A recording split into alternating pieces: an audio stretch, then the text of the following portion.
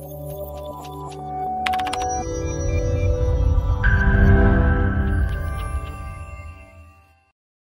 billahi mineşşeytanirracim. Bismillahirrahmanirrahim. Elhamdülillah ve salatu vesselamu ala Resulillah. Hazır uğulat az gürümkasını kötürөбүз. Mehrimdi urayымды Аллах Тааланын аты менен баштап жаратканга мактоолор, пайгамбарыбызга салам салаваттар айтып, урматтуу апалар, эжелер, кош келипсиздер. Пайгамбар саллаллаху алейхи ва салламдын куттуу хадиси менен баштоодун туура көрүп турам. Пайгамбар саллаллаху алейхи ва саллам "Мен лам яшкурилла, аслам яшкурилла". Кимде ким пендеге ыраазычылык айтпаса, ал Аллах Таалага ыраазычылык айта албайт дейт. Мына ушул жолугушуубузга себеп болгон дамылабызга, деги жана күмүш эжелерибизге Аллах Таала ыраазы болсун. Ошолор суранып, ошо чакырып, ана ушинтип келип жолугуп отурабыз. Кудайыма шүгүр, жана күйөөлөрүңүздөр акалар келип кетти. Аябай жакшы сабак болду окшойт менимче. Көпчүлүгү ошол жан колдон келишинче бир пайдалуураак айтып, жашоосун оңдогонго, өзгөрткөнгө салым кошолу деп пайгамбардын хадистери, Аллах Тааланын Курандары менен эскерттик. Анда эмесе азыр сабагыбыз сиздер менен бул жерде медресенин жанында, мечиттин жанында медресеңиздер бар экен, окуу борбордо окуган эжелер барбы апалар?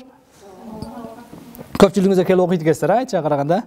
Мына ошол баштап илимге бир токтолсом болот, кандай кылсам башым айланып калды азыр. Тиги аксакалдар да заказ берип кетти анан сиздер жөнүндөчү. Мол темаларды айтып биздин компьютерлерге ушул кесектери бар деп. Сиздер десе жамандады. Биринчи сиздерге кылгам жакшы болмок экен, сиздер алардын кесектерин айтат элеңиздер. Бирок мен эркек катары алардын кесегин билип өзүм эле айттым. Сиздердин атыңыздарданчы. Азыр эми ошолордун заказы боюнча азыр несин сүйлөгөнгө баш айланып атат. 1,5 сааттын ичиге баарын тыкканга аракет кылабыз. Эң эле ооланда ошол ыхластуулук жөнүндө баштасак. Же илим жөнүндө баштап туруп анан ыхластуулук өтүп кетсем экен. Илим жөнүндө баштап туруп анан өтүп кетейик, туура айтасыз, кыскача. Бисмиллахиррахманиррахим. Элхамдулилlah ва салату вассаламу аля расулилlah. Жараткан Аллах Таала кереметтүү Кур'анда, Кур'ан аяттарында "Кул хал яставиллазина я'ламуна ва лазина ла я'ламун, иннама ятазаккару улул албаб". Айткан ey Мухаммад, билгендер менен билбегендер тең болобу, бирдей болобу? Чындыгында Аллах Таала кереметтүү Кур'анда бирдейби, бирдей болобу деп суроо түрүндө кайрылганы бирдей эмес деген сөз. Билгендердин даражасы башка, билбегендердин даражасы башка. Иннама ятазаккару улул албаб, акыл ээлери, илимдүүлөр гана не өрнөк алат, үлгү алат. Иннама яхшаллаху мин ибадихи ал улама, Фатир сүрөсүнүн 28-аяты. Чындыгында Кудай Тааладан илими барлар коркот дейт. Кудайды тааныгандар, пайгамбарды тааныгандар, намаз окугандар коркот.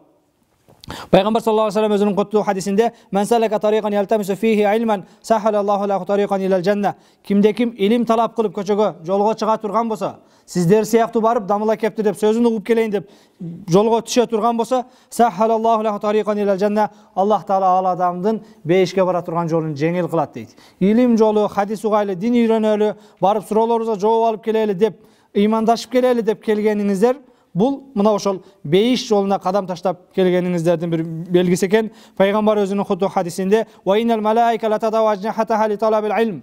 Чындыгында периштелер канаттарын илим үчүн келген эжелердин, студенттердин тамандарын жана таманына канатын төшөйт. Не үчүн? Мына ошол кылган нерседен ыраазы болуп, ошол нерсени урматтуу экендигин түшүндүрүш үчүн. Фаман зухзиха анин нар ва удхилал жанна факад фаз ва мал хаятуд дунья илля матаул гурур.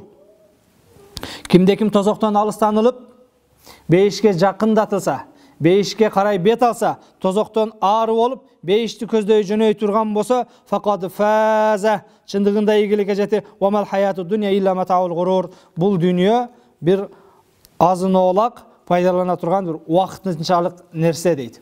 Урматтуу эжелер, апалар, сиздерге айтайын дегенибиз, дүйнө кыска экен, убактылуу экен. Ансыз да мына алдын катарда апаларыбыз олтурат. Эгер өткөн күндөргө көз чаптыра турган болсок, канчалаган өмүр өттү, бирок эгер барактап, тизмектеп бердей турган болсок, 1 сааттай, 1 жумадай өтө бир аз убакытта өтүп кетти. Эртең кыяматка барганда дагы мына ошол Аллах Таала канча жашадың, канча өмүр кечирдиңер десе, лабисна яуман ау бa'da яум, бир аз бир күнбү же бир күндүн бир бөлүгүчө эле жашадык деп айтат дейт. Анткени бул дүйнө аябай аз, аябай бат өтө турган мына ушундай бир убактынчалык дүйнө. Эң узак жашаган 1200-1300 жыл жашаган пайгамбарлар болгон. Мына ошолордун бирөөсүнөн "Кайфа важатта дүйнө, сен өтө көп жашадың. Дүйнө кандай экен? Тажап кеттиңби? Жадап кеттиңби? Кандай экен дүйнө?" десе, "Важаттуху байтун бабан экешиктүү үй сыяктуу элестеттим. Бирөөсүнөн кирип, бирөөсүнөн чыгып кеткендей болдум, ортосунда токтогонго мүмкүнчүлүгүм болбоду дейт. Бул кыска дүйнөдө пайдалуу жана пайдасыз ар ким өмүр өткөрөт экен, жашоо кечирет экен, бирок көпчүлүк учурда биз мына ошол пайдасыз тармагы менен буга чейин өткөрүп бердик. Биз пайдасыз тармагы менен, күнөө тармагы менен, гыйбат тармагы менен, мына ошол Алланын ибадатынан алыс болгон абалда, Алланын шариятына моюн сунбаган абалда кээ бирибиз 30 жылыбызды пропуска этет, кээ бирибиз 40 жылыбызды, кээ бирибиз 20 жылыбызды. Бирок эң негизги маселе мен айтайын деген маселе мына ошол бүгүн ойлонуп, ойгонуп, ошол нерсени моюнга ала турган учур келди. Бүгүн, о Раббим, мен билбестен 20 жылым өткөрдүм, 30 жылым өткөрдүм, 40 жылым өткөрдүм. Бирок бүгүн мен сени таптым, пайгамбарды таптым, Кур'анды таптым, илим таптым, устазамды таптым. Бүгүндөн баштап мен илим алам, намаз окуйм деп Кудайдын өзүнө кайтканда биз ийгиликке жеткенбиз. Пайгамбар саллаллаху алейхи вассалам өзүнүн куттуу хадисинде куллу бани адама хаттаун. Бардык адам баласы ката кетирүүчү, ва хайрул хаттаина ат-тавабун. Ката кетиргендердин эң жакшысы тооба кылгандар, акылына келгендер, ойгонгондор дейт. Күнөө бардыгыбыздын башыбыздан өткөн. Күнөө кылбаган ким? Күнөө жолго баспаган ким? Бирок эң жакшысы, эң туурасы мен күнөөкөрмүн деп үмүтсүз болуп олтура бербестен, үмүтсүз шайтан мына ошол бүгүн Кудайды тааныганда акылыңыз барда, ден соолугуңуз барда, инналлаха яқбалу тавбатал абди ма лам югаргир. Аллах таала пенденин тообасын кабыл кылат, ма лам югаргир гыр деп жаны алкымына келгенге чейин дейт. Бул деген сөз адам өлүмү жакындаганга чейин акылы барында, эси барында бүгүнкүндөй жер бетинде басып жүргөндө жердин астына кирерден мурда тооба кыла турган болсо Аллах таала тообаларын кабыл кылат. Ат-таибу миназ-занби каман ла занбалаху. Күнөөсүнөн тооба кылган адам күнөөсү жок адам сыяктуу дейт. Урматтуу апаларым, бүт пайгамбардын мен сиздерге болгон сүйүнүч кабарларын жарыялап атам. Бүгүн мына ушул сабактан чыккандан кийин, мечиттен чыккандан кийин бир тооба кылып, ойлонуп, ойгонуп, илим алып, мына жакшынакай медресеңиздер бар экен, эжекелериңиздер бар экен, мына ошол каалагандай форматта сабактарды уюштуруп, сабагыңыздарды окуп, диний сабаттуулугуңуздарды көтөрүп, оңдогонго бир мүмкүнчүлүк бар экен. Дүйнө кыска экен, убактылуу экен. Мына ушул нерсени текке кетирбесеңиздер, көпчүлүк мына улгайган апалар, энелер олтурасыздар. Сиздер үчүн бул жашоодун кыска экендигин түшүндүрүш бул мен үчүн эмес, өзүңүздөр мага караганда жакшыраак билесиздер. Эгер артка көз чаптыра турган болсок, эч бир нерсе бир ийгиликке жеткенибиз деле башкабыз деле жок. Ушул бала төрөгөндөн башка бир кыйраталык иш деле кылган эмеспиз. Демек, биз мына ошол бүгүн Кудайга кайтып, ойлонуп, ойгоно турган болсок, эртең акыретте дагы мына ошол Аллах Тааланын бейишине татыктуу тозогунан алыс болгондордон болот экенбиз. Кереметтүү Кур'анда Аллах Таала Ал-Имран сүрөсүнүн 185-аятында "Фаман зухзиха анин-нар" ким тозоктон алыстатылса, ва удхилал жанна бейишке киргизиле турган болсо, факад фаза чындыгында ийгиликке жетти. Ва мал хаяту дунья илля матаул гурур чындыгында бул дүйнө өтө кыска, аз пайдалана турган нерсе. Демек, илим коомго пайда алып келет экен. Илим акыретиңизге пайда алып, илим дүнүйөңүзгө алып келет. Илим бул сиздин бул дүйнөдө да акыретте да бактылуу жашашыңызга себеп болот экен. Чындыгында бүгүн билбеген нерсебиздин, инсан тааныбаган нерсесин билбеген нерсесинин душманы дейт. Биз динибизди билбегенден айнан, тааныбагандын айнан дин биз үчүн оор. Жоолук салыныш керек, намаз окуш керек, күйөөгө башка. Бирок чындыгында сиздин бүгүн жашооңуздагы көйгөйдүн, проблеманын бардыгы динсиздиктин айынан, билбегендин айынан. Эгер биле турган болсок, бул жашоо жеңил. Бул кыска дүйнө 60 жыл, 70 жылдык өмүр. Пайгамбар саллаллаху алейхи вассалам менин үммөтүм 60 менен 70 ортосунда эле жашайт дейт. Бул 60 жыл, 70 жылдык өмүр кайгырып, капа болуп, бири-бирибизди жаман көрүп өткөрүп эле турган өмүр эмес. Бул өтө кыска. Бул кыска жашоодо абсындарды сүйлөп, башка кылып, кошунаны гыйбат кылып, намазсыз, ибадатсыз, жүрөгүздө проблема менен өткөрүп турган жашоо эмес. Бул 60 жылдык дүйнө, 60 жылдык өмүр Кудайды таанып, пайгамбарды таанып, Алланы таанып, мына ошол ибадат кылып, рахаттанып, Кудайга күндөн күнгө жакын болуп, мына ошол жашообуздан рахат алып жашап өткөрө турган өмүр. Демек, илим боло турган болсо, биз акыретибизди сактап калат экенбиз. Илим боло турган болсо, бул дүйнөдө дагы эмне? Мына ошол пайдалуу жашайт экенбиз. Жараткан Аллах Таала кереметтүү Кур'анда Мухаммад сүрөсүнүн 9-аятында "Фа'алам аннаху ла илаха иллаллах" билгиниң ал Аллах жалгыз дейт. Аллахтын жалгыздыгын таанып бил. Аллахты таанып үйрөн. Аллахты жалгыз деп билгиниң. Эгер биз бүгүн илим алууну кааласак, канткенде илим жугат дей турган болсок, медресебизге келип көбүрөөк нерсе үйрөнөбүз дей турган болсоңуздар, бул эң биринчи негизде мына ошол мурдакы күнөө иштерди ташташ керек. Мурдакы мусулманга жарашпаган, аялдарга жарашпаган, энелерге жарашпаган мына ошол пайгамбардын үммөтүгө, умматы Мухаммад, пайгамбардын үммөтүнө таандык болбогон жаман сыпаттардан арылуу, Кудайдан коркуп такыбалык кылуу. Кереметтүү Кур'анда Аллах Таала "Ваттакулла", Кудайдан коркула, "Ва юаллимукумулла", эгер Кудайдан корко турган болсоңор, Аллах Таала силерге илим берет дейт. Илим алуудун, Аллах Таала илимибизге береке берүүнүн чоң негизги себептеринин бирөөсү бул Кудайдан коркуу экен. Эгер Кудайдан корко турган болсок, анда "Ва юаллимукумулла", Аллах силерге илим үйрөтөт дейт. Демек, Кудайдан коркуп таква болуп илим ала турган болсок, бул илим биздин дүйнө акыретибизге пайдасын берет экен. Мына ошондуктан да урматтуу апалар, келиңиздер эртең Кудайдын астына барганда өкүнбөй тургандай жашоо кечиргенге аракет кылалы. Бүгүн Кудайды таанып тапканыңызга Кудайга шүгүр айтың. Аллахым мээримдүү экен. Бүгүн мына ошол айылыңыздарда канчалаган адамдар бар, бирок ошолордун арасынан тандап сиздерди мешитке алып келип, илим мажлисине сабак алып келип отурат. Бул Кудайдын сүйгөндүгүнүн белгиси. Жараткан Аллах Таала кайсы бир пендесин ибадат кылуусун, намаз окуусун, өзүнө кайтуусун каалабаса, башка бир себептер менен бул жолдон тосуп коет. Кээ бирөөлөр айтат, дамыла биз тааныган бирөөлөр бар, арам иш кылса деле, зына кылса деле, бузукулук кылса деле, иши жүрүшө берет, башкалар берет, биздин эси жакшы, тешип деле чыкпай танар дейт. Шариятыбызда кээ бир Аллах берген жакшылыктар Кудайдын сүйгөнүнөн эмес. Кудайдын сизди кедей кылып, ырыскыңызды тар кылып койгону бул Кудайдын жек көргөндүгүнүн кабары эмес. Кудайдын байлык бергени, бизнес берип ошол менен алек кылып койгону шариятыбызда истидраж деп коет. Бул адамды алаксытыш үчүн. Аллах Таала ошол пенденин сажда кылуусун, ибадат кылуусун, Кудайга кайтуусун каалабаган, мечит кадамына басып келбесин каалабагандын айынан ишине береке берип коюп, ошол иши менен алек кылып коет. Кудай бүгүн сизди мүнтүп сүйүп, ушул кабар жетип дарстарга келип отурганыңыз, иншалла Пайгамбар саллаллаху алейхи ва саллям дүйнөдө бейишке кирбеген адам акырет бейишине кире албайт дейт. Бул дүйнө бейиши мына ошол жүрөктөрдүн таскин, бейпил болуп, мына ошол өзүңүздөрдү тынч сезүүңүздөр, аманчылыкта сезүүңүздөр. Бүгүн моундай бир сөздөрдү уккандан кийин башкадан кийин кээде "Алхамдулилла, мен жаным барында, акылым барында, Кудайга кайттым, Кудайга тааныдым. Аллахым, мен бүгүн жер бетинде жүргөндө сенен кечирим сурайм, эртең жердин астына киргенде мени кечир" деп бүгүн Кудайга тооба кылып кала турган болсок, "Аттайбу миназзанби каман ла занбала", күнөөсүнөн тооба кылган күнөөсү жок адам сыяктуу деп пайгамбар кабарлай турган болсо, биздин тапкан бактылуулугубуз, рахатыбыз ушул. Адам баласы күндө жашоосунан өсүп, өнүгүп, илим үйрөнүп, Аллага жакындап өткөрүш керек. Пайгамбар саллаллаху алейхи ва саллям мусулмандын кечеги күнү менен бүгүнкү күнү бирдей болбойт дейт.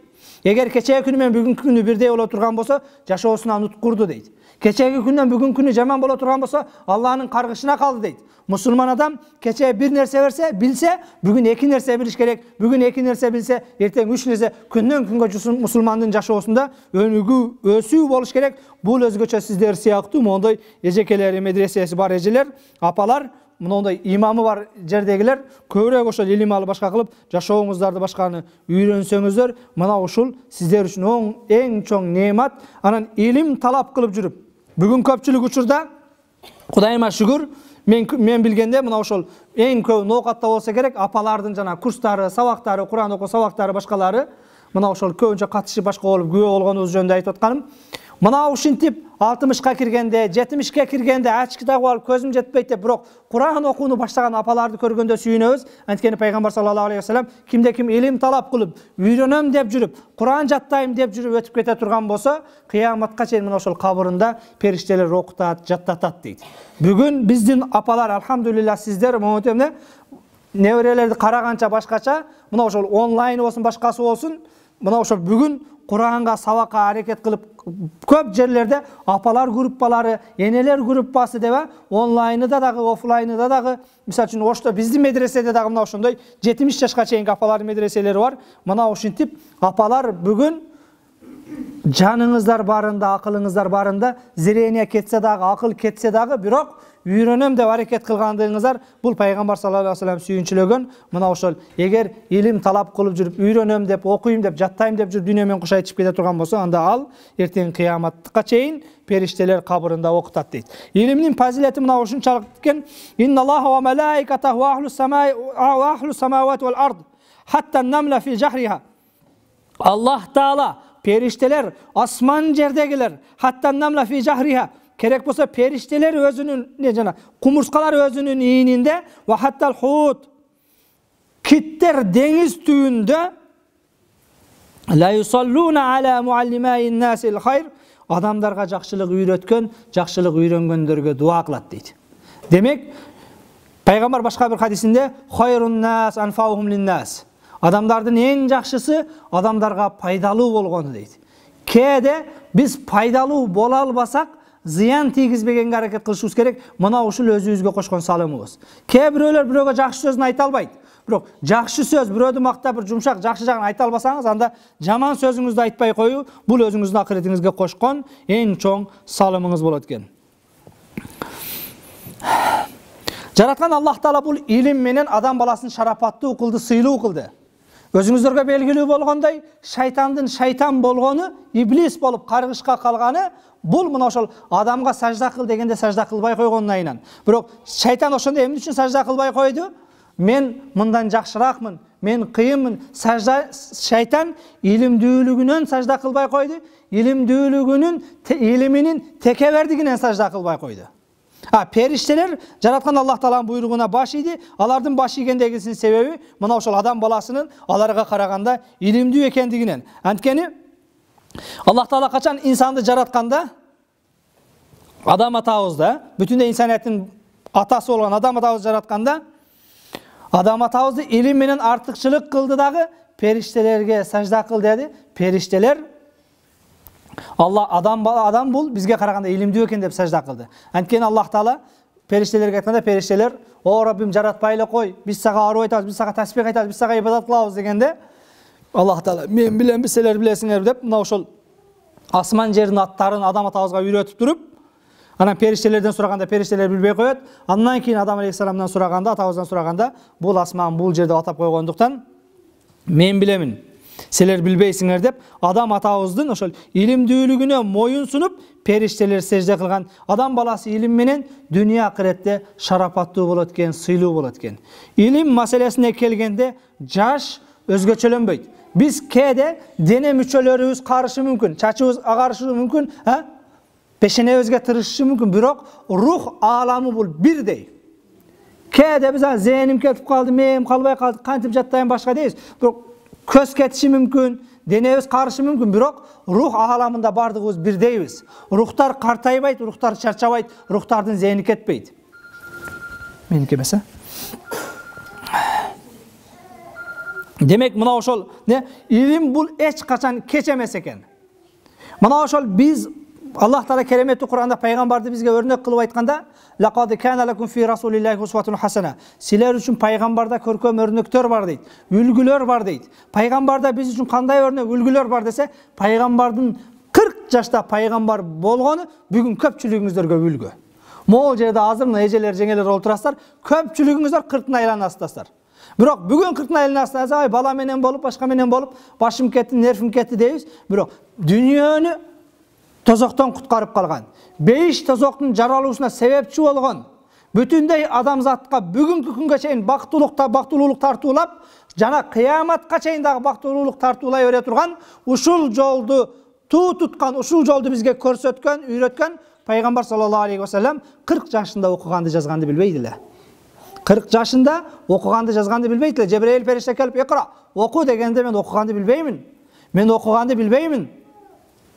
Пайгамбар саллаллаху алейхи ва саллям окуганды жазганды билбегендигин дагы бир себеби, кийин капырлар менен келишим түзгөндө дагы "Мин Мухаммадур Расулуллах", Аллахнын пайгамбары Мухаммадтан деп кат жазса, ал мушриктер, бул катыңа, буга биз бул дипломатияга кол койбойбуз. Анткени биз сени пайгамбар деп тааныбайбыз. Сен Абдулланын баласы Мухаммадтан деп жаз, Аллахнын элчисинен дебе. Аллахнын элчиси экениңе биз ишенгенибизди сен менен ушундай договор кыла алайык. Sen biz üçün қатардағы bir адамсың, Абдулланың баласы Мұхаммадтан деп жаз дегенде, пайғамбар саллаллаху алейхи вассалам Hazreti Ali'ге өчір Али, Allah'ın elçisi деген жеріндесі Hazreti Ali, мен Allah'ın elçisi деген жерде өчірбеймін, өчір албаймын, маға қолым барбайды дегенде, анда маға көрсет, мені өчірейін дейді. Пайғамбар өзінің аты фамилиясын жазылышын оқышын білген емес. Бірақ ошоны білбегеніменен, бірақ ошол 40 жашынан баштап үйреніп, оқып, мына ошол бүгін күнге чейин илим, дин жеткизди. Пайгамбар саллаллаху алейхи вассалам дин үйрөнгөндө 17-те, 18-те бир зейни толук малында эмес эле. 40 жашында эң бир күчкө толгон, жашы улгайган, орто куракка келип калган маалда болчу. 23 жыл тынбаган эмгектин натыйжасында мына ошол бүгүн күнгө чейин бүтүндөй аял затын өзгөчө апаларды, кыздарды кандай кордуктан, зулумдан, аманчылыкка, бактылуулукка, сыйга, урматка алып чыгып, керек болсо бүтүндөй адамзат эңсеген бейишти, ал-жаннату тахта ахтамул уммахат, бейиш апалардын таманасында деп аялдарды канчалык жогорку деңгээлге чыгарды. Пайгамбар саллаллаху алейхи вассалам өмүрү менен 23 жыл дават кылып, коштошуп аткан учурунда дагы намазга бекем боргула, ас-сала, ас-сала. Намазыңарды бекем кармангыла. Намаздан кийин эле үй бүлөңөргө, аялдарыңарга жакшы мамиле кылгыла дейт. Хиярукум хиярукум ли ахлиги ва ана хайрукум. Мен силердин эң жакшыңармын. Анткени мен үй бүлөмө жакшымын. Силердин да эң жакшыңар үй бүлөсүнө, аялына, бала чакасына жумшак болгондор, сылык болгондор дейт. Урматтуу апалар, аталар, илимдин кечи жок. Илимдин кечи жок. Кудайыма шүгүр, бүгүн биздин кыргыз молдолор, кыргыз устаздар, мага окшоп сүйлөгөнү да бар, олтуруп алып унчукпастан китеп жазганы да бар. Каалаган маалыматыңызды кыргыз тилинде тапсак болот. Мурдаракта мына ошол устаздар окуган доолорго кайта турган болсок, фотоаппаратка тартып, кардонго чыгарып алып, ушинтип жаттайт элек, ушинтип окуйт элек дейт. Кыргызча маалымат деген түшүнүк жок. Арабча Кур'ан китептер болгон эмес, ошондой эле сүрөткө тартып алып окучубуз дейт. Жанагы фотоаппараттан чыгартып алып, картина кылып чыгартып алып. Бүгүн Кудайыма шүгүр, сиз кандай үлгүлүү аял болом деген болсоңуз, аялдар тууралуу, асыл аял сен асылсың.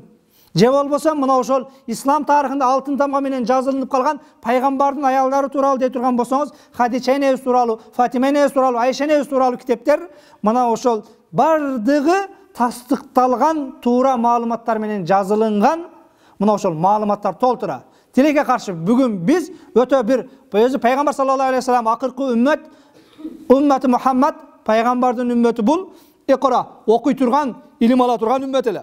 Жараткан Аллах Тааланын биринчи буйругу оку, илим ал деди. Аллах Таала биринчи буйругу намаз, орозо, жоолук деген эмес. Демек, бул үммөткө эң баалуу нерсе бул илим алуу экендигин билдириш үчүн Аллах Таала биринчи оку дей турган болсо, кереметтүү Кур'анда пайгамбарды Аллахтан сурай турган дуа үйрөткөндө дагы вакур робби зидни илма, о Раббим илимимди көбөйт деп сураган дейт. Пайгамбар Аллах Тааладан сураганда байлык, бийлик, мансап, ден соолук сураган эмес.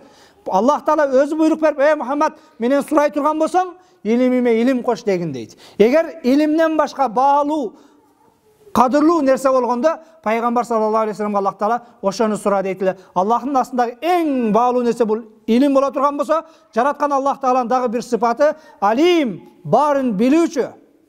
Баарын билүүчү деген сыпаты, демек бул жараткан Аллах Тааланын астындагы эң даражалуу нерсе бул илим алуу, илим үйрөнүү экен. Бирок мына ошол илимди кимден, кайдан, кантип деген маселеде Кудайыма шүгүр бүгүн көп айылдарда сиздерде бар мүмкүнчүлүк, возможность жок. Бүгүн кыш абасы башка, үйлөр суук, кошунанын үйүнө, башкага, эжекенин үйүнө эч ким киргизбеши мүмкүн. Көөсү жаман көрөт, кайнеси жаман көрөт. Бирок силерде мондай өзүңөр медресеңер, башкаңар бар экен, саатын белгилеп алып келип окуп атат экенсиздер, мына ошонун дагында жандандырышыңыздар керек. Кээде апалар өздөрү эле келе берет. Как будто келинине акырет керек эместей, сен уйду кара, сен башка акыл деп. Мына ошол жүр кызым үйрөн, келиним үйрөн деп, келиндерди, кыздарды, неберелерди кошо алып келишибиз керек. Бүгүн жана келиндерге шеф болгон адам катары, кожоюн болгон адам катары, сен тирилигиңди кыл, уюңду кыл, сүтүңдү саа деп коюп, өзүңүздөр келип окуйсуздар, бирок илим бул андай нерсе эмес. Илим, пайгамбар саллаллаху алейхи вассалам, ла ю'мину ахадукум хатта юхибба ли ахиhi ма юхиббу ли нафсиhi. Өзүнө жакшы көргөн нерсени өзгөгө жакшы көрмөйүнчө ыймандуу боло албайсыңар дейт. Илимден максат адамдарга жакшылык алып келүү, адамдардын деңгээлин көтөрүү. Бирок кээде биз жанакыны өзүм өлбөйүн деген маселе бул биздин исламчылыкка, мусулманчылыкка туура келбейт. Ошондуктан айтарым, жамаатыңыздарды көбөйтсөңүздөр, Başka jıyınдарda, başka çoğuluşlarda adamlar толтыра. Başka çoğuluşlarda öte aktivni. Kede medresedeki sabaka cumasına bir jol, iki jol kelip kede kelbey kalgan apalar, birok cuma sayınkı jana çornik kassasında, oturuşunda, aşında hiç kalbaydı. Bir cumalık plan oşoga karap plandaydı. Sireda күнгө bir жака чакырсаң, жок сиредан күнгө эмес, четверикке чакыргын, сиреда мен бул жакта достор мен, чорник кассам бар, ашым бар, дагы бир демен бар деп, мына ошол жыйнаш кошуналар менен өзүнчө, аусундар менен өзүнчө, мечиттеги жамааттагылар өзүнчө болуп алдыңыздарбы? Аял заты урмат көрө турган, сый көрө турган затсыздар, бирок ошол чеги менен. Аял заты башыбызга, төбөбүзгө, бейиш таманыңарда, бирок ошол эмне? Жана орду болуш керек. Кээде ошол жанакы өзүм билен башка же болбосом ушунча балдар чоңойт башка кылдым деп алып, жана мен жана жогоруда айттым, ансыз да 30 жылыбызды, 40 жылыбызды пропускать эттик. Эми калганын бир аз шарияттын эрежесинде калыбына салалы. Өзүбүз билгендей эле баса бербейли апалар. Өзүбүз билген жолдо басып ушул күнгө келдик. 2022 жыл болду өзүбүз каалаганды кылып олтуруп. Келгиле эми 2023-24, 25ке барабызбы, барбайбызбы? Бизден кыйындар, бизден жакшылар, бизден илимдүүлөр, бизден Кудайга сүйкүмдүүлөр дүйнө менен кошо айтышып кетти.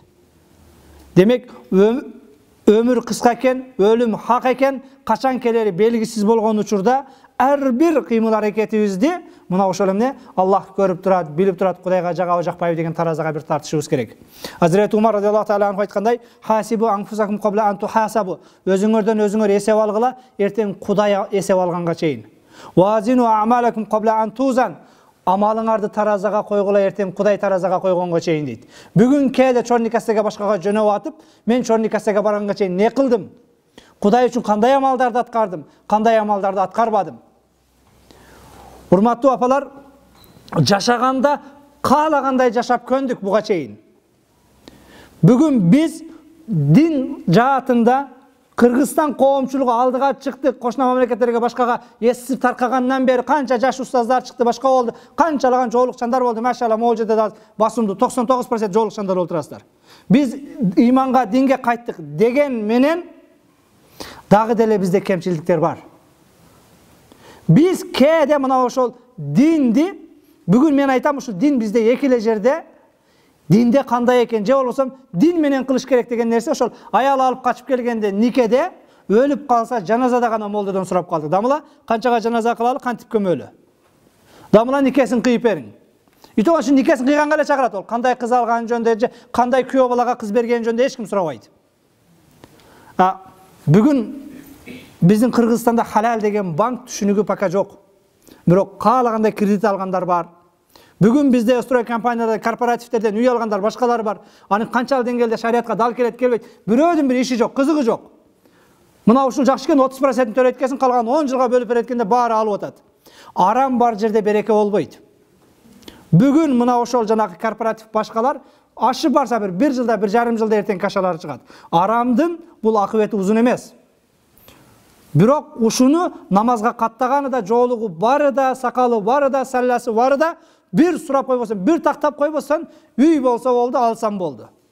Бүгүн бизде алкымдан өтсө эле болду бул. Кайдан келди, неден келди, ким алып келди, аны менен ишибиз болбой калды. Болбосо биздин мына ошол бейишке барарыбыз, ыйманыбыздын бекем болуусу, намазыбыздын кабыл болоору бул мына ошол муамалат кылган иштерибизге баалык таандык эле. Бирок бүгүн соодабызда, мамилебизде башкада өзүбүз каалагандай, өзүбүзгө жаккандай, тоюбуз өзүбүз каалагандай, кайсыл кафеде кандай чыгаша менен, канча сом менен айырмасы жок. Бир гана мына ошол өлүп калганда жаназасына молдо керек болот, кандай кылабыз деп катынап качып келсе, аргасыздан ошо нике кыйганды билбеген айынан чыгат. Болбосо аны деле өздөрү кылып алат. Каалагандай кылыпчы. Ошо нике кыйганды билбегендин айынан ушул жерде гана молдо керек, болбосо өзүбүздүн 24 саатыбызда устаздардын асатына башкага биз өзүбүз билбегенден кийин сурап жашашыбыз керек эле. Бирок тилекке каршы мына ошол айтып атпаймынбы? 2022 жылга чейин биз каалагандай жашадык. Келиңиздер бүгүн ойлонуп, ойгонуп, Кудай кечирем, тобаңды кабыл кылам, о пендем деп рахматы менен бүгүн муңутуп өзүн таанытып, пайгамбарды таанытып атканда, мындан аркы жашоодо Аллах медейт, пайгамбар медейт деген калпка